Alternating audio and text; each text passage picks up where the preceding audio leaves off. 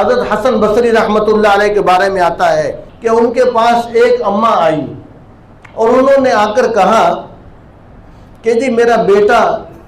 جو ہے وہ موت کے منہ کے اندر ہے، اس کے آخری لمحات ہیں، تو اس نے مجھے بھیجا ہے کہ جاؤ جا کر حسن بصری رحمۃ اللہ علیہ سے کہو کہ میرا جنازہ پڑھا دینا اور میرے مرنے کے بعد میرے کفن دفن میں شامل ہو جانا۔ تو جب اماں نے آ کر کہا تو حسن بصری رحمۃ اللہ علیہ نے انکار کر دیا،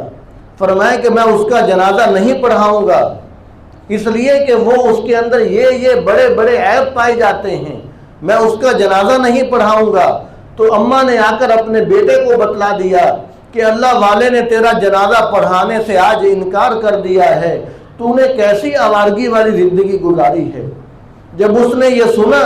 تو اس شخص کے دل کے اندر شرمندگی آ گئی، ندامت آ گئی، پریشانی آ گئی کہ ہائے میں اتنا برا شخص ہوں کہ آج اللہ کا ولی میرا جنازہ پڑھانے کے لیے تیار نہیں ہے۔ اس نے اپنی اماں سے کہا کہ جب میری روح نکل جائے تو میرے پاؤں میں رسی ڈال کر گھسیٹ کر مجھے گندگی کے ڈھیر پر پھینک دینا، میں قبر میں اتارنے کے بھی قابل نہیں ہوں جس کا اللہ والے جنازہ نہیں پڑھاتے۔ اگر میں اتنا برا ہوں تو میرے پاؤں میں رسی ڈال کر گھسیٹ کر گندگی کے ڈھیر پر پھینک کر آ جانا۔ اس کے دل میں یہ عاجزی آئی، یہ شرمندگی آئی، یہ ندامت آئی، تو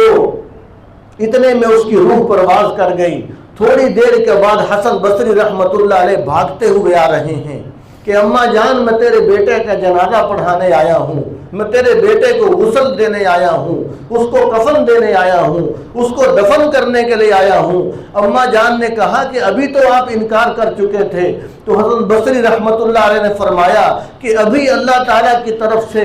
میرے دل میں شدت سے یہ بات آ گئی کہ تو اس کا جنازہ بھی پڑھائے گا، اس کے لیے دعائے مغفرت بھی کرے گا، اس کو کفن بھی تو پہنائے گا، اس کو دفنانے کے اندر بھی شامل ہوگا۔ تو دیکھیے کہ جب ایک آدمی اللہ سے صلح کرتا ہے، ایک ندامت اور عاجزی اختیار کرتا ہے، تو اللہ تبارک و تعالیٰ پھر اس کو اپنا محبوب بنا لیتے ہیں، اس کو پھر یوں نہیں چھوڑتے، پوری دنیا کے اندر اعلان کرواتے ہیں کہ یہ بندہ میرا محبوب ہے۔